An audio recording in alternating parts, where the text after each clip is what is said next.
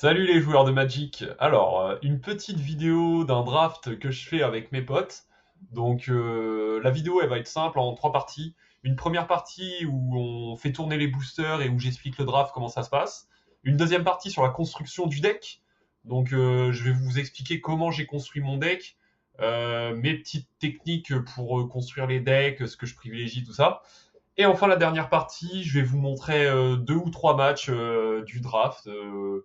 Voilà, rien de plus. J'espère que ça va vous plaire, à plus. Après, c'est Mais les belles sont carton, mais tu veux dire, c'est sympa quand même. 3, t'en as combien 3. Ah, par contre, c'est le premier draft. Moi, je veux des Alors, gagnants, juste m'expliquer. En comment gros, ça fonctionne. Je veux des en gagnants. gros, ouais, bah ça va le faire. En gros, on ouvre un booster. Ouais, Chacun, on va ouvrir un booster chacun là. ok. Tu choisis une carte dans le booster et tu passes à ton voisin de gauche. Le booster. Ok. Ah, ok, d'accord.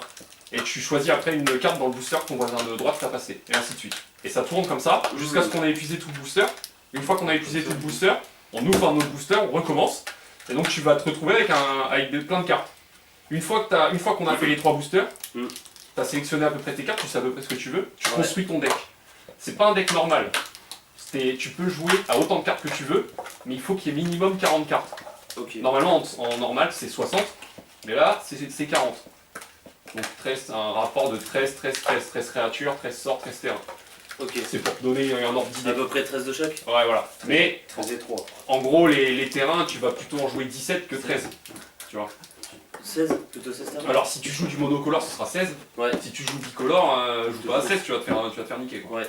Et pour d'ailleurs, pour les terrains, C'est alors, tu pourras prendre les terrains qu'il y a là-dedans, les bilans, les trucs comme ça, ce sera des cartes que tu vas prendre en tant que carte que les tu terrains de prends. base. Mais les terrains de base, tu prends autant que tu veux dans la base de terrain de base. T'es pas obligé de te faire chier avec les terrains. Concentre-toi vraiment sur les créatures. Et si jamais tu pars sur du tricolore et que tu as besoin de fixer ton mana, peut-être qu'il y aura des cartes de fixing intéressantes à prendre aussi. Ok. Ok. Eh ben les gars, que le meilleur gagne, On peut dire que. que le meilleur draft. Ah bah,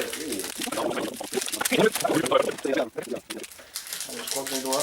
Oh, trop bien, j'ai eu la meilleure carte du jeu Oh, déjà. ouais, ça, peut-être on fait pas la parlotte. Je n'hésite même pas une seconde. Clac. Ah bah moi j'en ai rien à foutre, je vous la révèle parce que je la voulais, celle-ci, c'est le jouet. Ah, il est là. Il est là. Bon, tout le monde révèle la carte qu'il a prise. Je ne regarde même pas les cartes qui suivent. Ah non, c'est moche. Ouais, mais moi ça me va. Moi ça me va si tu fais ça. En tout cas, ça joue pas mal rouge parce que j'en vois plus. Ouais, le rouge il part. Hein, on va pas se mentir. Hein, Juju? Ouais, il y a pas d'émotion. Ouais, je suis Juju. pas, je suis un peu. Juju Rougeman. Je suis un peu daltonien. J'ai pas de. Il a pris du verre, il a pris du Toutes les verre. cartes qui m'intéressent, je les prends, mais bon. Quoi.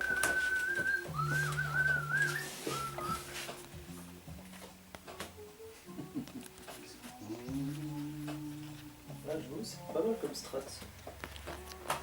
Je vais faire comme ça.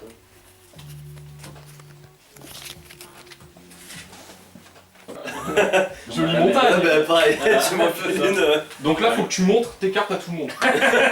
Mais il y a que toi, mais c'est Il y a normal. que toi, mais c'est normal.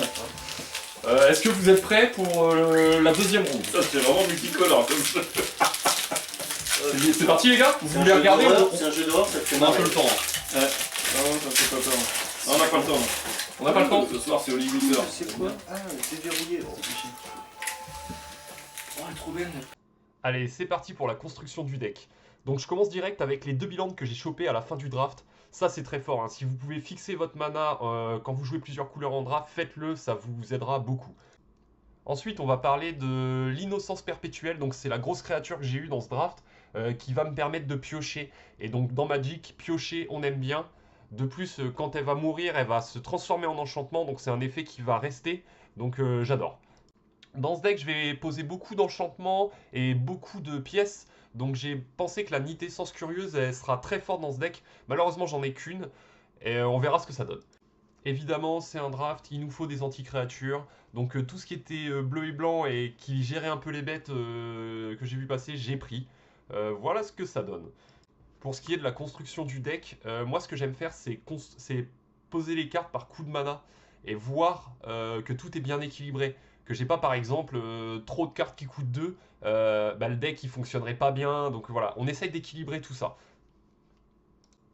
Enfin, les quelques dernières cartes en vrac. Ici, on a l'explosion de Nitessence, donc c'est très bien. Ça pose une 1-1, un enchantement, et en plus, ça me fait piocher 2 cartes. Donc la synergie est parfaite. Ici, une vol vigilance, et qui fonctionne aussi avec les enchantements. Donc c'est pareil, ça synergise. Et en plus, ça vole, ça me permettra de mettre des dégâts. La suivante, c'est l'inspecteur de tunnel. C'est pareil, pour une carte, je pose 2 cartes sur le board, donc j'adore. Ensuite, j'ai le guérisseur de culte. Donc ça, c'est pareil, ça synergise avec les enchantements. Ça me donne du lien de vie, ça me permet de jouer plus longtemps, j'aime bien. Celle-là, j'ai longtemps hésité avant de la mettre, et puis au final, je l'ai mis quand même parce qu'il me fallait plus de créatures. Je manquais un peu de créatures dans le deck, voilà, ça a fait son taf. Donc le modèle réticent, une carte exceptionnelle. J'ai adoré la jouer, elle est très très forte. Je vous laisse mettre pause et la lire, ça parle d'elle-même. Ensuite, le surveillant vétéran, il m'a permis de gérer légèrement le cimetière de l'adversaire. On sait jamais, on joue souvent. Maintenant, ça joue beaucoup avec les cimetières, donc c'est pas mal. Les jumelles inquiétantes, c'est pareil, c'est 2 cartes pour le prix d'une. Le gentil fantôme, il a le vol, et donc je suis content, j'ai pu mettre des dégâts grâce à lui, très très fort. Et enfin, des grosses créatures, parce qu'on est dans un draft, je me suis dit, bon bah le requin, il finira par servir, et il a servi, et voilà.